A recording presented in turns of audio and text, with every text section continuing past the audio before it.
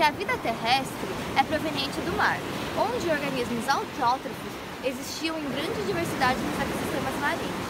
Para que ocorresse a transição entre os ambientes aquáticos e os ambientes terrestres, foram necessárias diversas adaptações fisiológicas e morfológicas nesses organismos. Com as plantas não foi diferente. Não se sabe ao certo qual é a origem das plantas, mas acredita-se que tenha sido através de algas unicelulares capazes de realizar fotossíntese. Não se sabe ao certo qual é a origem exata das plantas, mas acredita-se que elas descendam de algas verdes unicelulares capazes de fotossíntese que viviam no mar. Esses seres eram carregados em massa por correntes marítimas e acredita-se que eles tenham desenvolvido sensores sensíveis à luz, como as carófitas, que são consideradas as algas verdes mais próximas das plantas terrestres. Estruturas como os rizóides foram fundamentais para o surgimento das raízes primitivas.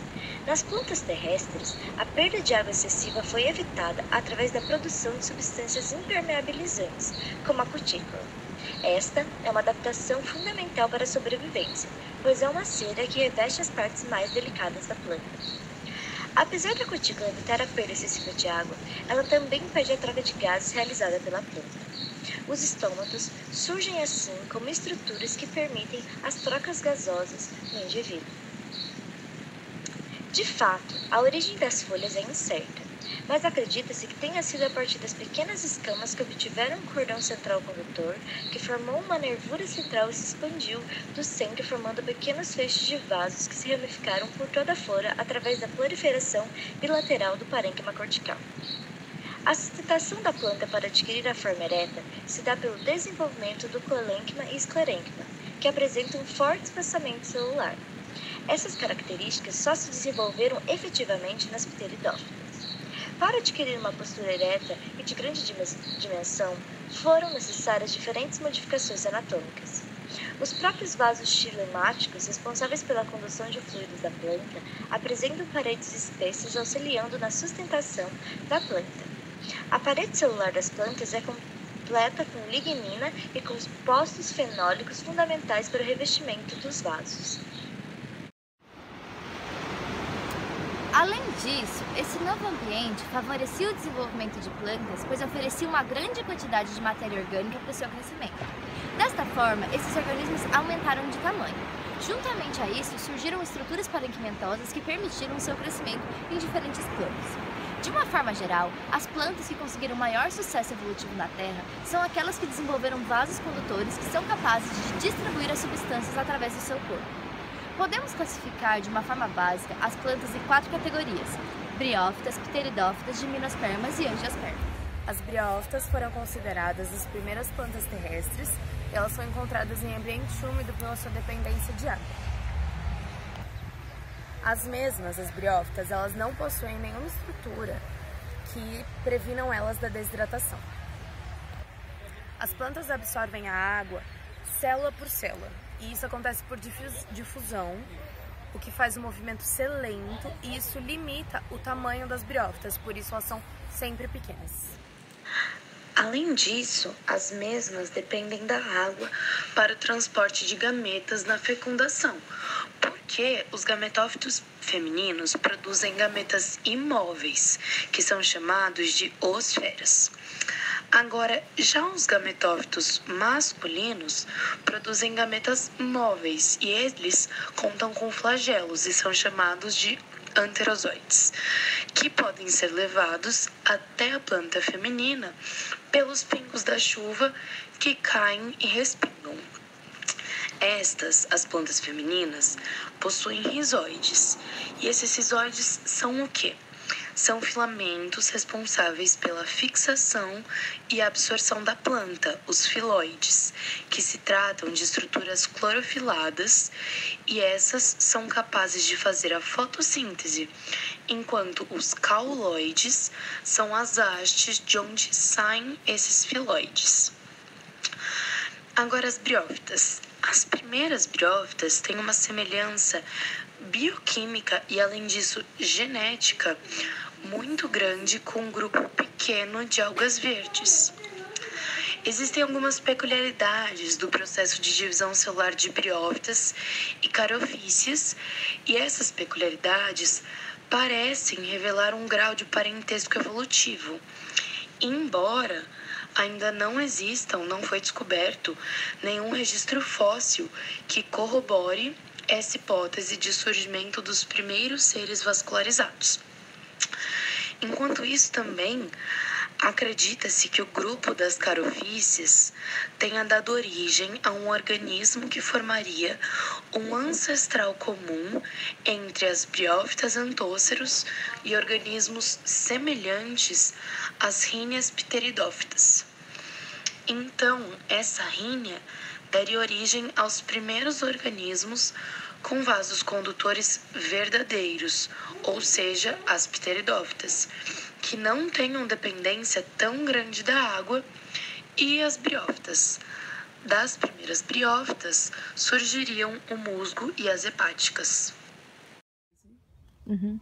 As pteridófitas, por sua vez, foram os primeiros vegetais ao longo da história evolutiva da Terra que apresentaram um sistema de vasos condutores de nutrientes. Isso possibilitou um transporte mais rápido de água pelo corpo vegetal e favoreceu o surgimento de plantas de porte elevado. Elas apresentam também estruturas mais evoluídas que evitam a perda de água, como cutículas formadas por substâncias lipofílicas que recobrem a epiderme das plantas, diminuindo a transpiração. E elas apresentam também estruturas mais evoluídas que evitam a perda de água, como cutículas formadas por substâncias lipofílicas que recobrem a epiderme da planta, diminuindo a transpiração, e ajudam no transporte de substâncias, possibilitando uma maior conquista de ambientes menos úmidos e mais diversificados.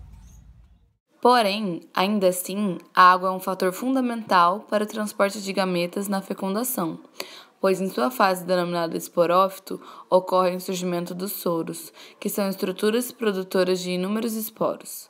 Quando os mesmos amadurecem, os soros se abrem e os esporos caem no solo úmido, e o ciclo prossegue. O corpo das pteridófitas possui raiz, caule e folha. O caule das atuais pteridófitas é em geral subterrâneo, com desenvolvimento horizontal. Mas, em algumas pteridófitas, como os tiachins, o caule é aéreo. Em geral, cada folha dessas plantas divide-se em muitas partes menores, chamadas folíolos. Já as gimnospermas são plantas que vivem preferencialmente em ambientes de clima frio ou temperado. Elas possuem raízes, caule e folhas, mas também possuem ramos reprodutivos com folhas modificadas chamadas estróbilos. Na maioria delas, os estróbilos são bem desenvolvidos e são chamados de cones, e assim são incluídos no grupo das coníferas. As sementes produzidas nesta planta vêm dos estróbilos femininos.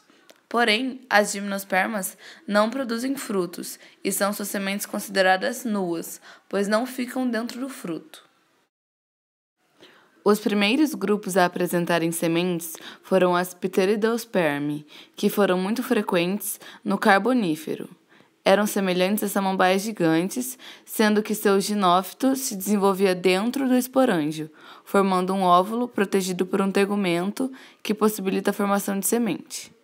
Outro grupo também consiste na Progymnosperma, que se reproduziam por esporos, mas que apresentavam um desenvolvimento secundário em espessura, e xilemático mais expressivo encontrado nas gimnospermas. E finalmente as angiospermas, que se trata da maior parte das plantas conhecidas, pois dentre 350 mil espécies de plantas, mais de 250 mil são angiospermas.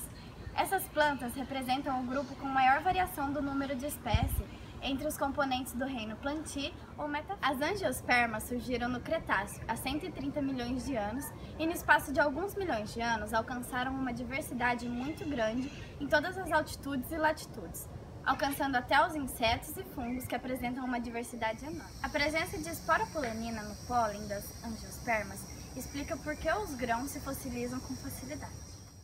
A diferença das angiospermas é que as mesmas produzem fruto e flor, se diferenciando das gimnospermas, além de raiz, caule, folha, semente e fruto.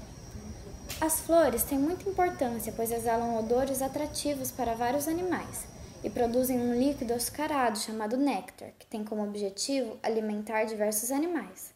As flores podem ser muito chamativas pelo seu formato e cor, porém existem flores que não têm coloração chamativa, não são perfumadas e nem produzem néctar, mas mesmo assim é das flores que as angiospermas produzem sementes e frutos. Os órgãos que sustentam as flores são os pedúnculos, que ligam a flor ao resto do ramo, e o receptáculo, que faz a dilatação do término do pedúnculo. Os órgãos que envolvem as peças reprodutoras são os protetores, e é denominado perianto. Uma flor sem perianto é considerada e denominada nua. As plantas são responsáveis por boa parte de muitos dos processos que ocorrem na biosfera. Elas são de extrema importância para a fotossíntese e a fixação de CO2. Sendo seres autótrofos, elas criam uma base alimentar para várias cadeias tróficas e ajudam a manter a biodiversidade do planeta. Entender como esses organismos se adaptaram à Terra e como o seu sucesso evolutivo só foi possível através de determinadas estruturas é um grande passo para a compreensão da vida na Terra e de como podemos ajudar na sua manutenção.